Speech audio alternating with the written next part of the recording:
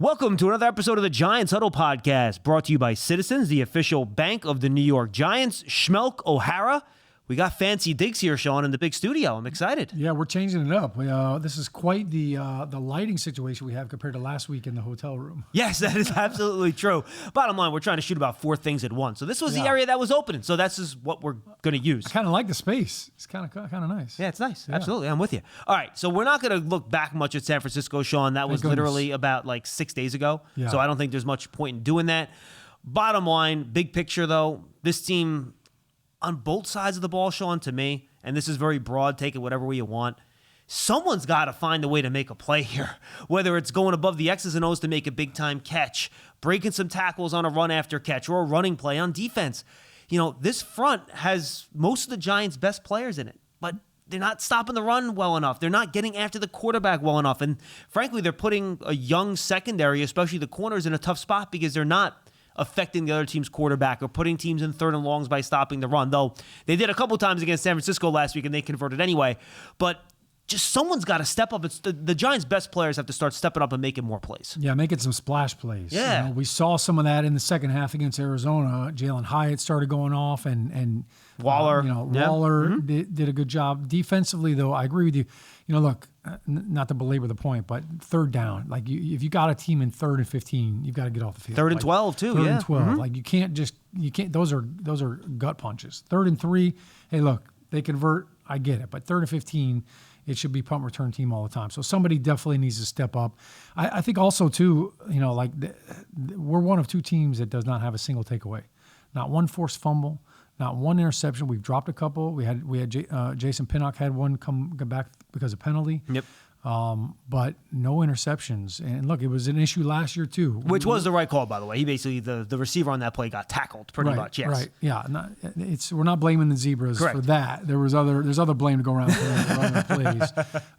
But last year was an issue too. We only had 6 interceptions. That was worse in the league. Yep. So it's something that we need to do a better job of defensively. And a lot of those turnovers come with pressure. We have to get more pressure on the quarterback.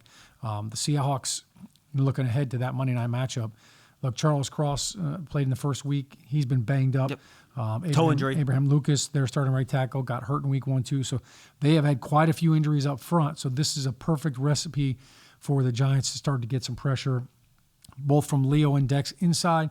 But the edge pressure is key. That is so crucial. So Kayvon Thibodeau's got to get on the edge. He's going down the middle too much of the offensive tackles.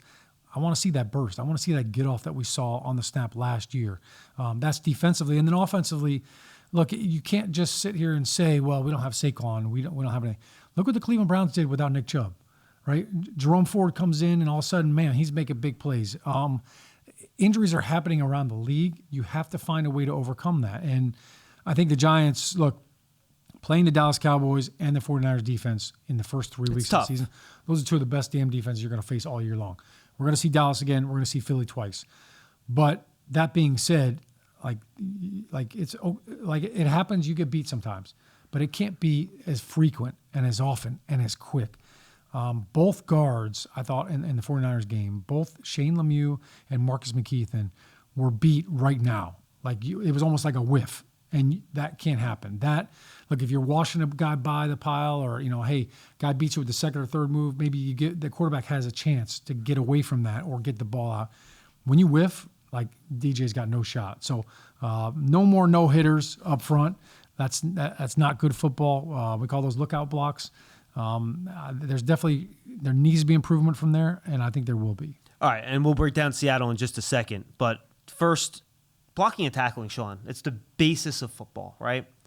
And I just feel like those 2 things have not been consistent enough. You just talked about the blocking on offense, and you talked about the inside guys, and heck, even the tackles, Shaun, they were leaving in tight ends to help constantly. They were still getting pressure after the tight end helped and chipped. And then on defense, you talk about those 3rd and longs, these weren't, 3rd and 12, and then there's an 18-yard pass down the field. It's a 2-yard pass and a 14-yard run, and that goes back to the tackling, right? So until those 2 fundamental things get better, I have a hard time seeing the results getting better. No doubt about it. I mean, that's elementary football right there. My 10-year-old son, when we first started training camp, that was the point of emphasis. We have to block people. We have to be able to tackle. And look, they know it, they hear it. We're in the building, we see the signs up there about how to tackle, how to properly tackle. I've always felt like the first couple of weeks of the season are always sloppy. Like these are the sloppiest weeks. This is the sloppiest football you'll see. And those are the two ingredients that equate to that sloppiness. If you're struggling to block, it's going to look awful on offense. If you're struggling to tackle, you're going to have what we saw on Thursday night, which is the big runs after the catch. Even Deebo Samuel in the middle of the field, there was 5 or 6 defenders that had a chance to tackle him. So you've got to get away from the arm tackles. You've got to stop leaving your feet, run through and hit some people. And, I think for defense, it's tough in the NFL right now because the target has shrunk. It's so much smaller. But when you're not swarming to the football, John, you turn on the film of other teams, and when you watched the 49ers defense against the Giants offense, the vigor that the defense played with, I mean, they were chasing the football like their life depended on it. Like that, the antidote was in the football, and they were after it, and they had to get it. They were not going to be stopped. That's the urgency that you need to see when you turn on the film of the Giants defense, and Monday night they need to have that. How much of that solo tackle stuff, and this is just, I'm curious from an X's and O standpoint, has to do with the fact that Giants had such a heavy blitz rate? They literally broke the NFL record for blitz rate on Thursday. They were up over 85%. Then the Vikings, by the way, broke that record 3 days later. Their game on Sunday, which is amazing when they played the Chargers. But how much of the fact that there weren't a lot of guys around the ball had to do with the fact you're blitzing so many guys and you're sending them, you're going to wind up with one-on-one opportunities in the secondary because you have to send so many guys after the quarterback, which gets back to our original point. The front's not getting there on their own. Yeah, it's twofold. Look, they call it feast or famine when you blitz, right? Either it's a big play for you or a big play for them. But it definitely puts a premium on the tackling. Yeah. Now, if you're one-on-one, one missed tackle can turn a 3 or 4 yard pass route into a 30-yard gain. So, you live by the sword and you die by the sword with that blitz. But I also feel like, Wink Martindale he's already told us who he is. Like, he wants to get pressure on the quarterback. And if you're struggling to get it with 4, he'll help you. He's going to start adding guys to it, and that puts a lot of stress on the back half of the defense. You have to give credit. Like Brock Purdy made a couple of big time throws under duress, off his back foot versus too. That blitz. He saw it, he read it. Obviously every week is different. Each quarterback sees things differently. So I don't expect him to change from that standpoint. I expect him to throw the kitchen sink at Geno Smith as well, and it's not something that Geno has done a great job of in the past. So you kind of rely on some of those things, but no doubt, like defensively, you have to get excited. I'm sure they're excited. Hey, we got a blitz coming on. We're putting pressure on. But if you want the coach to keep going back to that and trusting it, you have to make the tackle. You have to make the stop. You have to get off the field. You're ready for a change. Payday comes early with Citizens, so go to that retreat. New you moves to the country. Now you're raising goats and launching a lifestyle brand. Are you ready for all that life brings? And by the way, Purdy put a couple balls in danger early in that game. To your point earlier, the Giants secondary cannot take advantage. Yeah, at least 3 missed interceptions, 3 opportunities, I should say. Yeah, and they just couldn't come down with the football. Giants Huddle is brought to you by Citizens, the official bank of the Giants. From game day to every day, Citizens is made ready for Giant fans with insights, guidance, and solutions. Learn more at citizensbank.com. Seahawks, Sean, you mentioned it. They're going to bring the heat. Let's start with their offense because it's darn good. They've scored 30 points in each of their last 2 games. Geno Smith will put the ball in danger sometimes, but he is not afraid of just putting the ball downfield in a one-on-one opportunity, letting his guys make plays. He'll put the ball in a crowd and try to squeeze it in. He has the arm strength to do it. And he has tons of weapons. We'll get to the running game in a second, but DK Metcalf, we know what he can do. Tyler Lockett is as professional a wide receiver as there is in the league. And then they have the rookie Jackson Smith and Jigba. So we talked about their offensive line issues, and we'll get to that. But, boy, this Giants secondary is going to have their hands full because the quarterback's willing to throw it, and these guys can get open. Yeah, I mean, look, this is week 4, and they've already gone against CeeDee Lamb and company in Dallas in week 1, just went against Deebo Samuel and George Kittle and McCaffrey. So, the NFL does not let up. This 3-headed monster right here it's challenging. And Tyler Lockett and DK Metcalf, 2 total polar opposite receivers, right? DK Metcalf is a monster of a man, very physical. I think he's battling some rib injuries a little bit, so they've been trying to protect him. But, he's physically, he is just so stout. And I think when you couple that with Tyler Lockett, his shiftiness in and out of routes, his understanding of defenses, and when you're in man coverage, how he can create separation with that speed and kind of becomes a track meet. It's, hey, we're going to put him in position on one side of the field, He runs a cross-country route. And basically, it's like, we think our guy's faster than your guy. We don't think you can keep up with him on a crossing route, so we're just going to throw the ball out there and let him run under it. And he's made a lot of production, made a lot of catches, and scored a lot of touchdowns on those type of plays. I think Geno Smith, his accuracy has been impressive. It has been. And when you look at, look, he's bounced around the league a couple times. He was with the Giants. He was with the Jets. So MetLife is going to be a bit of a homecoming for him. He's familiar with that stadium. I think it's been very impressive with his decision-making and with his accuracy. So it's going to be a different Geno Smith than what people maybe remember from before. But this offense, even in the passing game, I feel like they're just very physical. Like Pete Carroll prides himself on building physical teams on both sides of the ball. Yeah. This offense, we're talking about the receivers. This run game, look out. Yeah, get to it. Run game. I mean, they got two-headed monster here. And like you said with Metcalf and Lockett, I feel like their running backs are the same, right? Yeah. They come from completely different worlds. You have Kenneth Walker III, who's a little bit faster, a little bit more explosive, never seems to run where the play's actually designed. He kind of just takes it and goes where he wants.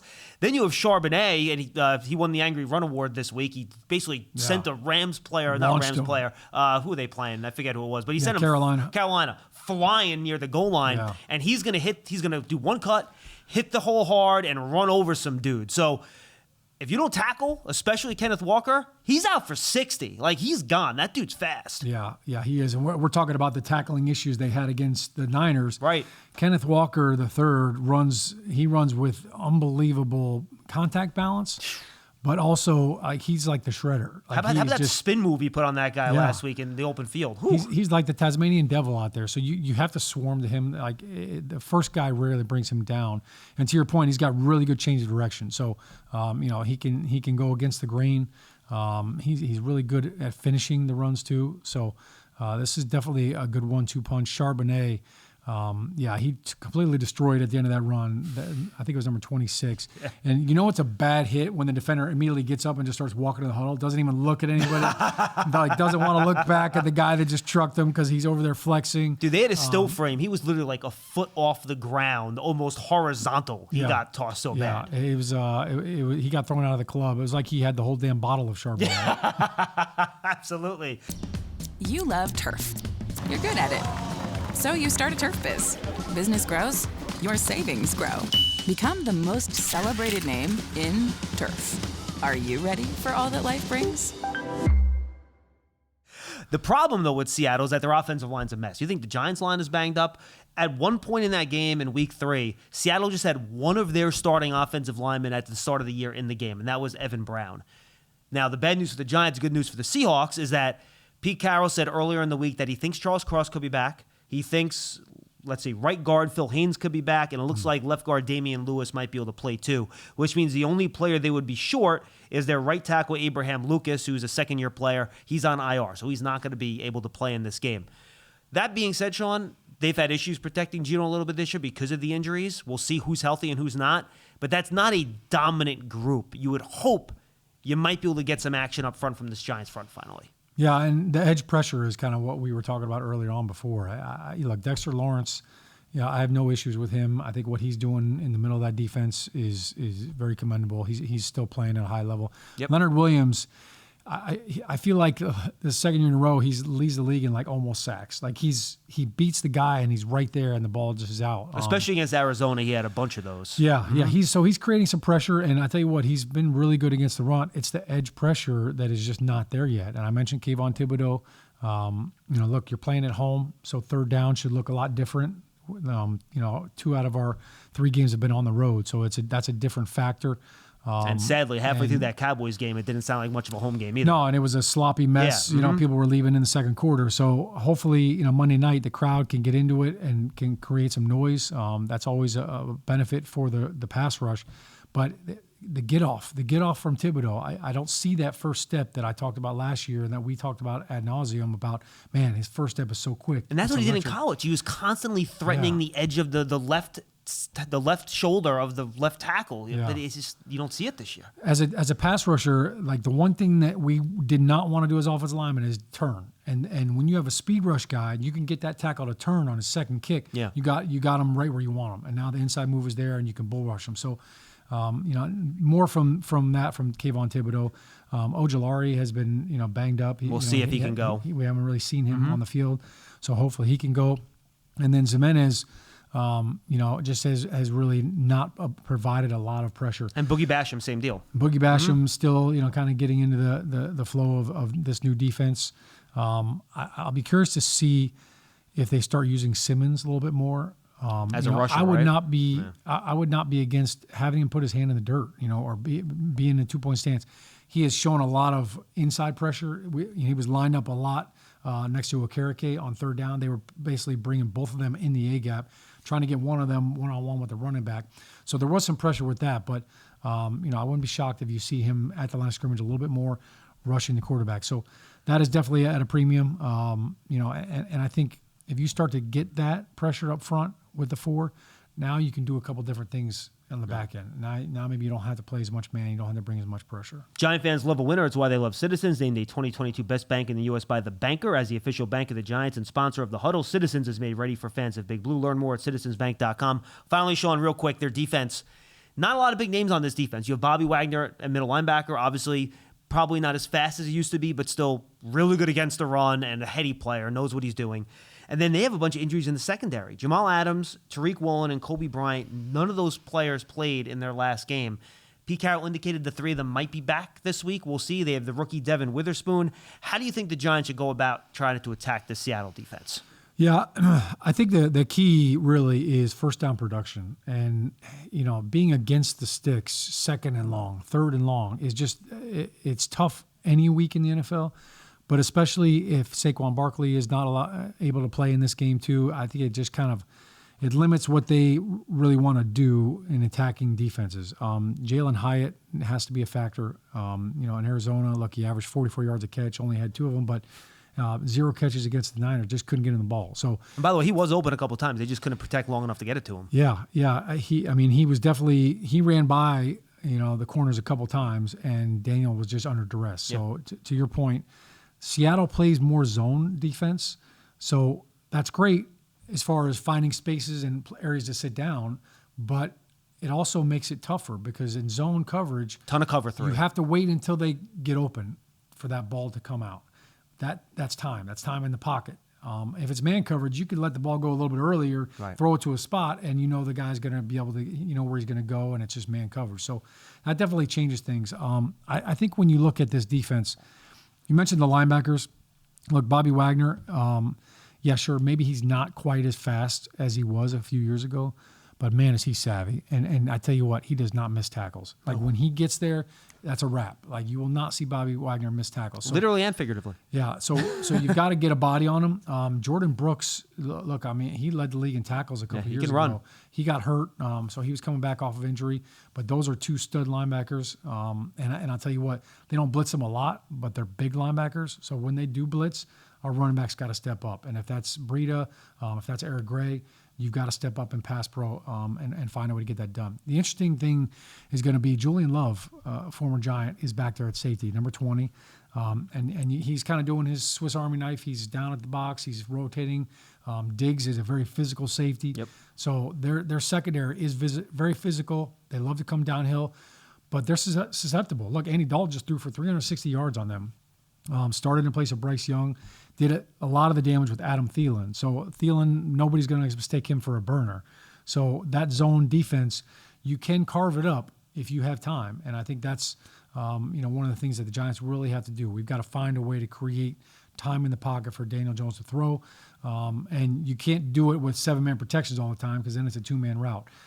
Jamal Adams, I think I'll be curious to see if he finds a way to come back for this game. He loves primetime, former New York Jet. Oh, and they'll blitz him. They're going to blitz him. And if Jamal Adams is there, he's not there to cover. No, he's not there to cover. That is absolutely true. Shaun, good stuff, man. Always fun. Thanks, Johnny. Shaun O'Hara on the Giants Huddle podcast. Thanks so much for being with us, everybody. Giants and Seahawks, Monday Night Football. Stay tuned to Giants.com as we cover this game and get you ready for it all week long. It's all brought to you by Citizens, the official bank of the Giants. We'll see you next time.